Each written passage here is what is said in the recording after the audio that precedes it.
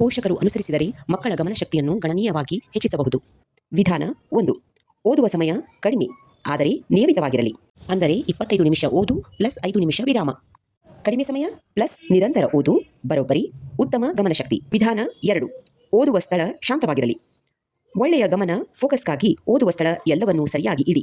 TV, mobile, ಆಟಿಕೆ ಹತ್ತಿರ ಇಡಬೇಡಿ. ವಿಧಾನ 3. ಮೊಬೈಲ್ ನಿಯಂತ್ರಣ. ಓದುವ ಮೊದಲು ಮೊಬೈಲ್, ಟಿವಿ ದೂರ ಇಡಿ. ಪೋಷಕರು ಕೂಡ ಕಡಿಮೆ ಮೊಬೈಲ್, ಟಿವಿ ಬಳಸಬೇಕು. ವಿಧಾನ 4. ದೇಹ ಚಲನೆ, ಫಿಸಿಕಲ್ ಆಕ್ಟಿವಿಟಿ. ಓದಿನ ಮಧ್ಯೆ ಸ್ಟ್ರೆಚಿಂಗ್, ಎದ್ದು ಸ್ವಲ್ಪ ನಡೆಯುವುದು, ನೀರು ಕುಡಿಯುವುದು, ಮೈ ಕೊಡುವುದು ಇತ್ಯಾದಿ. ದೇಹ ಚಲನೆ ಮೆದುಳನ್ನು ಎಚ್ಚರಿಸುತ್ತದೆ, ಗಮನ ಹೆಚ್ಚಿಸುತ್ತದೆ. ವಿಧಾನ 5. ಉಸಿರಾಟದ ವ್ಯಾಯಾಮ, breathing exercise. Inhale 4 seconds, hold 4 seconds, then exhale 4 second.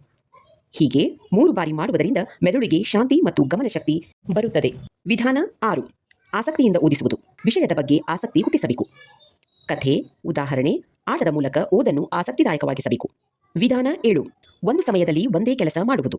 ಒಂದು ಸಮಯದಲ್ಲಿ ಒಂದೇ ಕೆಲಸ ಮಾಡಿದರೆ ಆ ಕೆಲಸದಲ್ಲಿ ಗಮನ ನೀಡಲು ಸಾಧ್ಯ, ಏಕಾಗ್ರತೆ ಹೆಚ್ಚಾಗುತ್ತದೆ. ವಿಧಾನ 8. ಪ್ರಯತ್ನ ಮೆಚ್ಚಿ, ಫಲಿತಾಂಶ ಅಲ್ಲ. ಪ್ರಯತ್ನ ಮೆಚ್ಚಿದರೆ ಅಂತರ್ಗತ ಅಂದರೆ ಅವಿನಾಭಾವ ಪ್ರೇರಣೆ, ಇಂಟ್ರೆನ್ಸಿಕ್ ಮೋಟಿವೇಶನ್ ಸಿಗುತ್ತದೆ. ವಿಧಾನ 9. ನಿದ್ರೆ ಮತ್ತು ಆಹಾರ. ಪ್ರತಿದಿನ ಮಕ್ಕಳಿಗೆ 8 ರಿಂದ 9 ಗಂಟೆಗಳ ಕಾಲ ನಿದ್ರೆ ಅತ್ಯಂತ ಅವಶ್ಯಕ, ಏಕೆಂದರೆ ದೇಹದ ಬೆಳವಣಿಗೆಗೆ, ಫಿಸಿಕಲ್ ಗ್ರೋತ್ಗಾಗಿ. ನಿದ್ರೆ ಕೇವಲ ವಿಶ್ರಾಂತಿ ಅಲ್ಲ, ಮಗು ಬೆಳೆಯುವ ಸಮಯ. ಮಗು ಆಳವಾಗಿ ನಿದ್ರೆ ಮಾಡುವಾಗ ಗ್ರೋತ್ ಹಾರ್ಮೋನ್ ಬಿಡುಗಡೆಯಾಗುತ್ತವೆ. ಎತ್ತರ, ತೂಕ, ಎಲುಬು, ಸ್ನಾಯುಗಳು ಬೆಳೆಯುತ್ತವೆ. 2. ದೇಹದ ಕೋಶಗಳ ದುರಸ್ತಿ. ದಿನವಿಡೀ ಬಳಸಿದ ಕೋಶಗಳು ರಾತ್ರಿ ನಿದ್ರೆಯಲ್ಲಿ ರಿಪೇರಿ ಮತ್ತು ಪುನರ್ನಿರ್ಮಾಣವಾಗುತ್ತವೆ. ಗಾಯಗಳು ಬೇಗ ಗುಣವಾಗಲು, ದೇಹ ಬಲವಾಗಲು ನಿದ್ರೆ ಅಗತ್ಯ. 3. ರೋಗನಿರೋಧಕ ಶಕ್ತಿ ಹೆಚ್ಚಿಸುವುದು. ಸಾಕಷ್ಟು ನಿದ್ರೆ ಮಾಡಿದರೆ ದೇಹದ ಇಮ್ಯುನಿಟಿ ಬಲವಾಗುತ್ತದೆ. ಮಗು ಪದೇ ಪದೇ ಕಾಯಿಲೆಗೊಳಗಾಗುವುದನ್ನು ತಡೆಯುತ್ತದೆ. 4. ಶಕ್ತಿ ಸಂಗ್ರಹವಾಗುವುದು. ನಿದ್ರೆಯ ಸಮಯದಲ್ಲಿ ದೇಹ ಶಕ್ತಿಯನ್ನು ಸಂಗ್ರಹಿಸುತ್ತದೆ. ಬೆಳಿಗ್ಗೆ ಎದ್ದ ತಕ್ಷಣ ಮಗು ಚುರುಕಾಗಿ ಆಕ್ಟಿವ್ ಆಗಿರಲು ಇದು ಕಾರಣ. 5. ಬೆಳವಣಿಗೆ ಹಾರ್ಮೋನ್ ಬಿಡುಗಡೆಯಾಗುವುದು. ಮಕ್ಕಳು ಆಳವಾದ ನಿದ್ರೆಯಲ್ಲಿರುವಾಗ ಗ್ರೋತ್ ಹಾರ್ಮೋನ್ ಹೆಚ್ಚು ಬಿಡುಗಡೆಯಾಗುತ್ತವೆ. 6. ಹಾರ್ಮೋನ್ ಸಮತೋಲನ.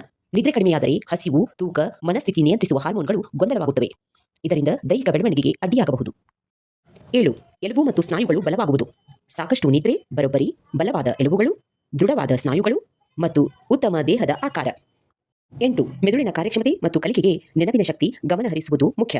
ಇವೆಲ್ಲ ಉತ್ತಮ ನಿದ್ರೆಯಿಂದ ಮಕ್ಕಳಿಗೆ ಸಿಗುತ್ತವೆ. 9. ಮಾನಸಿಕ ಆರೋಗ್ಯ ಮತ್ತು ನಡವಳಿಕೆ.